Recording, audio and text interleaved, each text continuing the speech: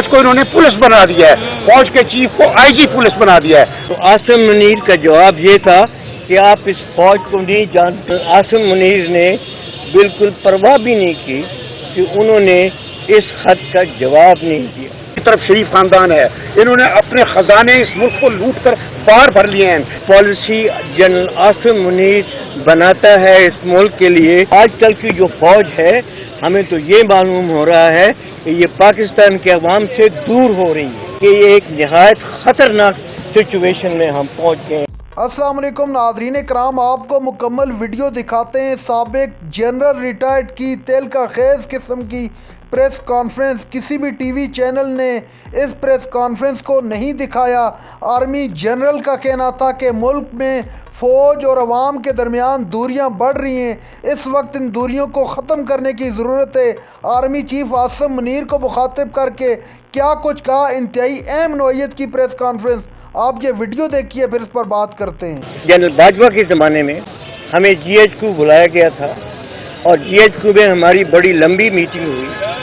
उस लंबी मीटिंग के मुतल्लिक़ तो मैं इतना नहीं कहना चाहता, बट वहाँ पर उस मीटिंग में उन्होंने सिर्फ बार बार हमें एक रिक्वेस्ट की कि जी आप थोड़ी देर ठहर जाएं, हालात ठीक हो जाएंगे। हम उस वक्त हमने सब्र किया। उसके बाद जब बाजवा रिटायर हो गया और जनरल आसिम मुनीर ने नई कमांड संभाली, तो हमारा ख्याल था कि इसको हमें मौका देना चाहिए ताकि जो पॉलिसी जनरल आसिम मुनीर बनाता है इस मुल्क के लिए, वो उस मुल्क के लिए अच्छी है या नहीं है।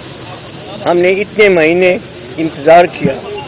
उसके बाद हमने इनको एक ख़त लिखा, जिस ख़त में हमने इनसे ये दरख्वास्त की कि मुल्क के हालात इतने संगीन होते जा रहे हैं, हमें मौका दें, हम आपके साथ मिल के बैठ के अपना नज़रिया आपके सामने पेश करें, आप अपना नज़रिया हमें बताएं।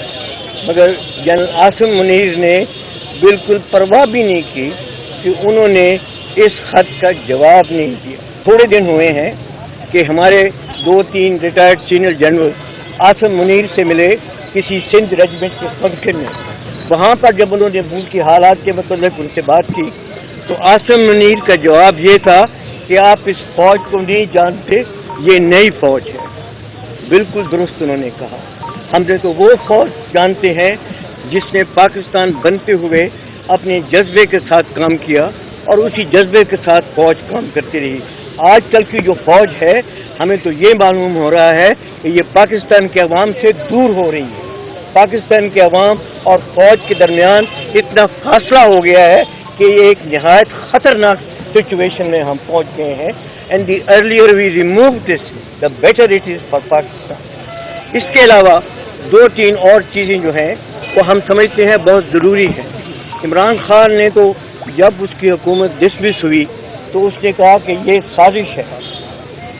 बेसिकली ये साजिश अब नहीं शुरू हुई, ये साजिश जो थी ये right from the creation of Pakistan. General Shamshad साहब बताएंगे कि कैसे लियाकत अली के ज़माने से साजिश शुरू हुई, जिसमें अमेरिका ने पाकिस्तान के ऊपर अपनी पॉलिसीज़ मुसल्लत करना शुरू हुई। उसके बाद अयूब खान ने इस जो थी अमेरिकन हेजमनी, उसको इतना मजबूत किया कि उस ज़माने से लेकर आज तक जो भी पॉलिसीज़ पाकिस्तान में बनती हैं, ये अमेरिका की मर्ज़ी से बनती हैं, उनकी ख्वाहिश से बनती हैं। ए time has come when we have to break these shackles of the American hegemony over this country. उसके अलावा जो मेन चीज़ हम इस वक्त कहना चाहते हैं वो ये है कि ये इस वक्त पाकिस्तान का डिफाइनिंग मोमेंट है। अगर कौम इस वक्त खड़ी ना हुई तो ये कौम जो है, ये मुल्क जो है, ये तबाह हो जाएगा। हमने इस मुल्क को बनते देखा है। हमारा जिस जज्बे के साथ ये मुल्क पैदा हुआ, हमने वो जज्बा देखा है और हम खामोश नहीं रह सकते इस मुल्क की तबाही को देखते हुए। हमारी जितनी भी अभी ज़िंदगी है, हम डिवोट करेंगे पाकिस्तान की मजबूती के लिए और पाकिस्तान की सालमियत के लिए। मेरा ताल्लुक़ तारफ़ कराया गया है कि मैं भी सिविलियन जर्नैल हूँ और उसके साथ मैं ये कहना चाहूँगा कि मेरा ताल्लुक़ पाकिस्तान की उस जनरेशन से है जिसने पाकिस्तान बनते हुए देखा, इसको टूटते हुए भी देखा, और आज मैं इसको बिखरते हुए देख रहा हूँ। और हम क्या हैं? हम जो नेहरू ने कहा था कि ये एक सिर्फ कल्चरली ऑटोनमस एंटिटी होगी, बस कोई इसकी सॉवरेन इंडिपेंडेंस नहीं होगी, आज़ाद नहीं होगा। नेहरू ने कुछ भी नहीं किया, इंडिया ने कुछ नहीं किया। इंडिया ने तोड़ा जरूर था पाकिस्तान को, लेकिन उस वक्त एक सियासतदान ने तोड़ा था, एक जुल्फिकार अली भुट्टो था, जिसने एक पागल जर्नैल को जो रातों को सोता नहीं था, उसको आगे लगाकर फौज को 75 मिलियन अवाम के खिलाफ लाया। उस वक्त ईस्ट पाकिस्तान के 75 मिलियन पाकिस्तानी थे, उनके खिलाफ फौज को खड़ा किया 30,000। तो नतीजा होगा वो मिलिट्री डिबैकल, जिससे हमारा आधा मुल्क कट गया। तो मैं कहना ये चाहता हूँ कि आज फिर वही सिचुएशन है। आज उसी तरह वो उसी किस्म का सियासतदान मैदान में आ गए हैं जो भुट्टो की नस्ल के थे। वो जरदारी है, भुट्टो कहा जाता है, जिंदा है, और दूसरी तरफ शरीफ खानदान है। इन्होंने अपने खजाने इस मुल्क को लूट कर बाहर भर लिए हैं। इनका इस मुल्क में कोई नहीं है, इलाज तक ये अपना बाहर करवाते हैं। तो आज वो जो नेहरू की जो पेशीन गोई थी वो इन्होंने पूरी कर दी है। पाकिस्तान एक सिर्फ एथनिक और यानी ज़बानी और लिसानी बुनियादों पर एक कल्चरली ऑटोनमस एंटिटी के तौर पर बन गया है। हमारी जो सॉवरेन इंडिपेंडेंस थी वो अमेरिका के हवाले कर दिया इन्होंने, और करने वाला वो फौजी जर्नैल था जो अब चला गया है। जिस फौज का ये जिम्मेदारी थी कि पाकिस्तान की आज़ादी का तहफ़्फ़ुज़ करे, वो उसका सिपह सलार था। तो वो जो एक आदमी जिसने पूरी फौज को के नाम को इस्तेमाल करके ये गलती की है, अब वक्त आ गया है कौम इस बात का एहसास करे कि किसी एक शख्स को ये हक नहीं पहुंचता कि वो मुल्क की किस्मत के फैसले करे। कोई ये नहीं फैसला कर सकता कि इस चोर को पाकिस्तान का रूलर होना चाहिए, इस बाहर की ताकत को पाकिस्तान के ऊपर मुसल्लत होना चाहिए। अब सिर्फ पाकिस्तान के अवाम वो फैसला करेंगे कि हमारा रूलर कौन होगा, और उसका सिर्फ एक ही तरीका है जो कि सारी दुनिया में तस्लीम शुदा है, और वो है इंतखाबात, फ्री और फेयर इलेक्शंस। वो अगर नहीं होंगे तो ये मुल्क बर्बाद हो जाएगा।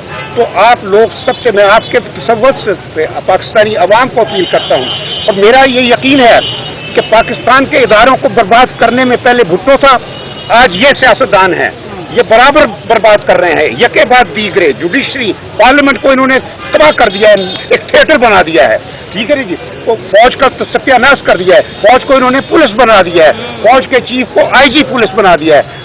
नाज़रीन इकराम, आपने वीडियो देखी दो आर्मी के रिटायर्ड जर्नैलों की इंतहाई अहम किस्म की प्रेस कॉन्फ्रेंस, और प्रेस कॉन्फ्रेंस के दौरान इंतहाई जज्बाती और सख्त किस्म की गुफ्तगू करते हुए कहा कि इस मुल्क के बारे में सोचा जाए।